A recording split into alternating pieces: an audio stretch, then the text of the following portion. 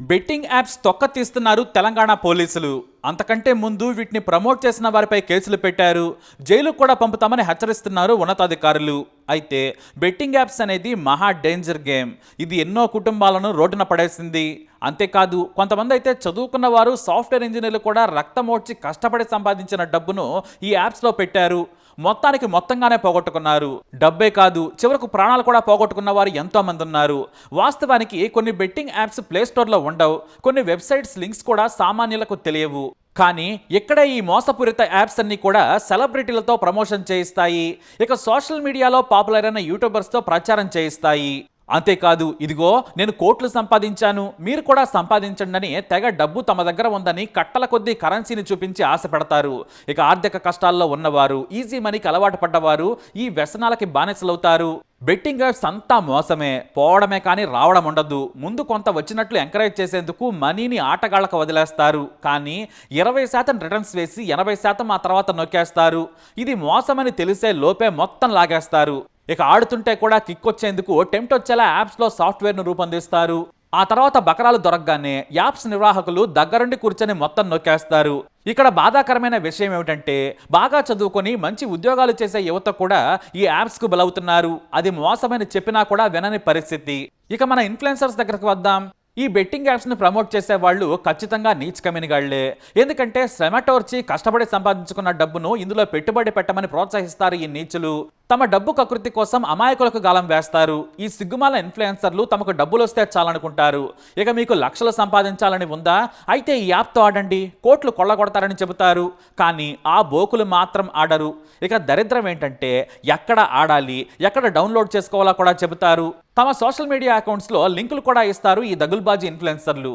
రోజు యూట్యూబ్లో, టీవీల్లో, ఇన్స్టాల్లో కనిపించే వీళ్లకు లక్షల కొద్దీ ఫాలోవర్స్ ఉంటారు. వీరి మాటలను గుడ్డిగా నమ్మి ఎంతోమంది లక్షలు పోగొట్టుకున్నారు. కాకపోతే ఈ బెట్టింగ్ యాప్స్ను ప్రమోట్ చేసిన దరిద్రులు మాత్రం యాప్స్ నుంచి లక్షల్లో తీసుకుంటారు. చిన్న ప్రమోషన్కు లక్షలు కొట్టేస్తారు. ఇక ఈ బెట్టింగ్ యాప్స్లో ముఖ్యంగా వినిపించిన పేరు హర్ష సాయి. ఇతనైతే మేము ఎవరిని ఆడించాం, ఎవరిని బలమెంత పట్టమని చెబుతున్నాడు. చేసేది పనికిమాలిన పైనప్పుడు తాను నిజాయితీ పరుడైనట్టు మాట్లాడకూడదు. ఇతని తొక్క తీసేందుకు తెలంగాణ పోలీసులు రెడీ అయ్యారు.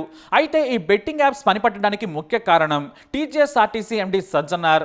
మొదటి నుంచి బెట్టింగ్ యాప్స్ వల్ల ఏ ఒక్కరు నష్టపోయిన వార్త కనిపించినా ఆయన తన సోషల్ మీడియా అకౌంట్లో షేర్ చేస్తారు. మీరు మోసపోకండి, ఇలాంటి వాటి బారిన పడొద్దని రోజు హెచ్చరిస్తూనే ఉంటారు. సైబర్ నేరగాళ్ల నుంచి ఈ మోసపూరిత సైబర్ బెట్టింగ్ దొంగల వల్ల మోసపోవద్దని హెచ్చరిస్తూనే ఉన్నారు ఆయన. ఇక లోకల్ బాయ్ నాని తాను బెట్టింగ్ యాప్ ఆడి తెగ డబ్బు సంపాదించానని ఓ యాడ్ చేశాడు. అది కాస్త సోషల్ మీడియాలో వైరల్గా మారింది. సజ్జనార్ గారి దృష్టికి రావడంతో దాన్ని ఆయన షేర్ చేశారు. అమాయకులను వీడు మోసం చేస్తున్నాడు, అంత డబ్బు ఎవరికైనా జోదం వల్ల వస్తుందా, కష్టపడి సంపాదించుకున్న వారి డబ్బును దోచుకునేందుకు మోసం చేస్తున్నాడు, మీరు ఇతని మాటలను నమ్మొద్దు, పోలీసులు కఠిన చర్యలు తీసుకోవాలని కోరారు ఆయన. అంతే, ఏపీ పోలీసులు అతని మీద కేసు నమోదు చేశారు, అరెస్ట్ కూడా చేశారు. ఈ దెబ్బకు దిగొచ్చిన నాని ఆ తర్వాత తప్పైందని లెంపలేసుకున్నాడు. తాను తప్పు చేశాను, మోసం చేశానని కూడా ఒప్పుకున్నాడు. ఇక సరిగ్గా ఇదే సమయంలో ప్రపంచ యాత్రికుడు అన్వేష్ కూడా ఈ యాప్లకు వ్యతిరేకంగా పోరాడుతున్నారు. సజ్జనార్తో లైవ్ కూడా చేశారాయన. అయితే అన్వేష్ గతంలో పరోక్షంగా అతను వ్యభిచారాన్ని ప్రమోట్ చేశాడు, బూతులు కూడా మాట్లాడాడు. సరే, ఆ విషయం పక్కన పెడితే తనకు ఉన్న ప్రత్యర్థులను టార్గెట్ చేసిన అన్వేష్ వారిని ఎక్కడ కొట్టాలో అక్కడ కొట్టాడనే టాక్ మాత్రం ఉంది. కానీ బెట్టింగ్ యాప్ల మీద మాత్రం సిన్సియర్గానే ప్రచారం చేశాడని చెప్పొచ్చు. సజ్జనార్తో లైవ్ షోతో మరింత ఈ యాప్ల మీద అందరికీ అవగాహన వచ్చింది. దీంతో తెలంగాణ పోలీసులకు సజ్జనార్ తన సోషల్ మీడియా అకౌంట్స్ ద్వారా ఫిర్యాదు చేశారు. అమాయక ప్రజలను, యువతను దోచుకుంటున్నారు, వీరి భర్తం పట్టాలని కోరారు. ఇక ఈ యాప్ల దోపిడీకి ముఖ్య కారణం ఈ ఇన్ఫ్లుయెన్సర్లే. యాప్లో ఎలా డౌన్లోడ్ చేసుకోవాలో కూడా చెబుతారు. ఎవడైనా కోట్లు సంపాదిస్తాడా? ఈ మోసం తెలియని అమాయకులు లక్షలు పోగొట్టుకున్నారు, అప్పుల పాలై బజారున పడ్డారు. దీంతో తెలంగాణ పోలీసులు మొదట 11 మందిపై కేసులు నమోదు చేశారు. ఇన్ఫ్లుయెన్సర్ల మొత్తాన్ని బుక్ చేశారు. వీరి డబ్బు కోసం కకుర్తి పడ్డ వీరు ఎంతో మంది నాశనం కావడానికి కారణమయ్యారు. ఇందులో మొహమాటమే లేదు. మరి ఖచ్చితంగా వీరిని జైల్లో వేయాలి, కనీసం 10 ఏళ్ల శిక్ష పడేలా చేయాలంటున్నారు బాధితులు. ఎందుకంటే ఊరికే మాటలు నమ్మినందుకు వీధన పడ్డారు. తాము అన్యాయంగా పోగొట్టుకున్న డబ్బులను ఈ ఇన్ఫ్లుయెన్సర్లే ఇవ్వాలని కొంతమంది బాధితులు డిమాండ్ చేస్తున్నారు. లేదంటే వారి ఇళ్ల ముందు ధర్నాలు కూడా చేస్తామని హెచ్చరిస్తున్నారు. ఇక పోలీసులు మెల్లిగా ఒక్కొక్కరి తొక్కా తీయడంతో ఏకంగా 25 మందికి చేరింది లిస్టు. ఈ పనికిమాలిన యాప్స్ ప్రమోట్ చేసిన వారిలో హీరోలు రానా, ప్రకాష్ రాజ్, విజయ్ దేవరకొండ కూడా ఉండడం విశేషం. వీరికి కూడా పోలీసులు నోటీసులు జారీ చేశారు. ఇక ఎక్స్పోజింగ్ చేస్తూ నిధి అగర్వాల్, కాజల్ అగర్వాల్ లాంటి హీరోయిన్స్ కూడా ఈ యాప్స్ ను ప్రమోట్ చేశారు. ప్రస్తుతానికి ఇన్ఫ్లుయెన్సర్లందరినీ కూడా లోపలేసే పనిలో పడ్డారు పోలీసులు. అమాయకులను మోసం చేస్తూ ఈ సెలబ్రిటీలు ఏ యాప్లను ప్రమోట్ చేశారో ఓసారి చూద్దాం. హీరో రానా ప్రకాష్ రాజులు జంగిలీ రమ్మిని ప్రమోట్ చేశారు. Vijay Devarakonda A23 app, Manchu Lakshmi YOLO 247, నటి ప్రణీత ఫేర్ ప్లే, హీరోయిన్ నిధి అయితే ఏకంగా ఎక్స్పోజింగ్ చేస్తూ జీత్విన్ ను ప్రమోట్ చేసింది. ఇక మరో heroine Ananya VL book, Siri Hanumanthu తాస్ 77, anchor Sreemukhi వివిబిబి okay, Varshini ధని బుక్కే 365, శోభా శెట్టి తెలుగు 365, వాసంతి మామా 247, అమృతా చౌదరి S365, నైని పావని వివి బుక్, నేహ విఎల్ బుక్, పండు ఓకే విన్, పద్మావతి జై 365, Imran Khan jet X, Vishnupriya Taj 777 book, Harsha Sai పారి మ్యాచ్, బయా సన్నీ యాదవ్ వేర్వేరు రకాల యాప్స్ని బల్క్గా ప్రమోట్ చేశాడని పోలీసులు గుర్తించారు. ఇక యాంకర్ శ్యామల ఆంధ్ర 365, టేస్టీ తేజ కూడా చాలా యాప్స్ ప్రమోట్ చేశాడు. ఇతనితో పాటు రితు చౌదరి కూడా పెద్ద దందాన్ని నడిపింది. చాలా యాప్స్కు ఆమె ప్రమోటర్గా ఉన్నారు. సుప్రీత కూడా మల్టిపుల్ యాప్స్ ప్రమోటర్గా ఉన్నారు. అయితే ఈ యాప్స్ పై పోలీసులు విచారణ చేస్తున్నారు. ఇన్ఫ్లుయెన్సర్స్ అంతా కూడా ఇక జైలుకి వెళ్లాల్సిన పరిస్థితి ఏర్పడింది. మోసం క్రమానుగుణంగా చేసిన నేరం, మోసం చేసేలా ప్రోత్సహించటం, తెలంగాణ స్టేట్ గేమింగ్ యాక్ట్ తో పాటు ఐటీ సహా ఇతర సెక్షన్లను పోలీసులు నమోదు చేశారు.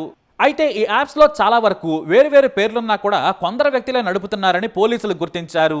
మరి వాటి సోర్స్ ఏంటి, అమాయకులు పోగొట్టుకున్న డబ్బు ఏ అకౌంట్స్ లోకి చేరుతుందనేది విచారణ చేస్తున్నారు. వాస్తవానికి ఈ యాప్స్ తో పాటు ఈ యాప్స్ ని ప్రమోట్ చేసిన వారు చట్ట ప్రకారం నేరస్తులని అంటున్నారు పోలీసులు.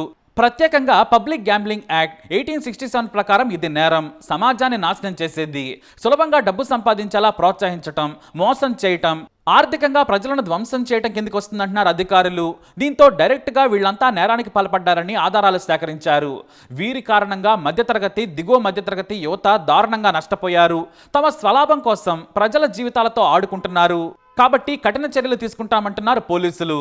ఇప్పుడు వీరంతా తాము చేసిన పాపాలు పోలీసులకు తెలియకుండా డిలీట్ చేసే పనిలో పడ్డారు.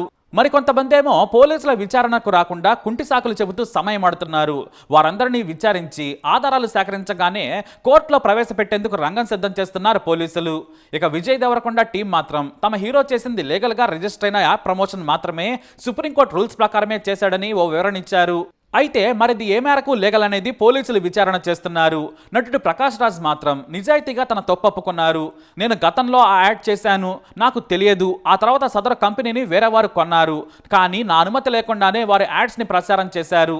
నేను వారికి లీగల్గా నోటీసులు జారీ చేశానని చెప్పారు ఆయన.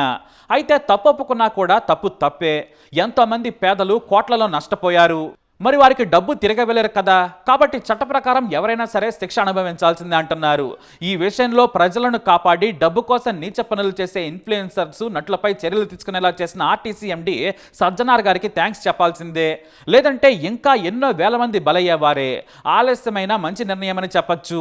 సెలబ్రిటీలు డబ్బు కోసం గడ్డి తినకండి. తింటామంటే ఇలానే చెప్పకూడి తినే రోజు కూడా వస్తుంది. తస్మాత్ జాగ్రత్త.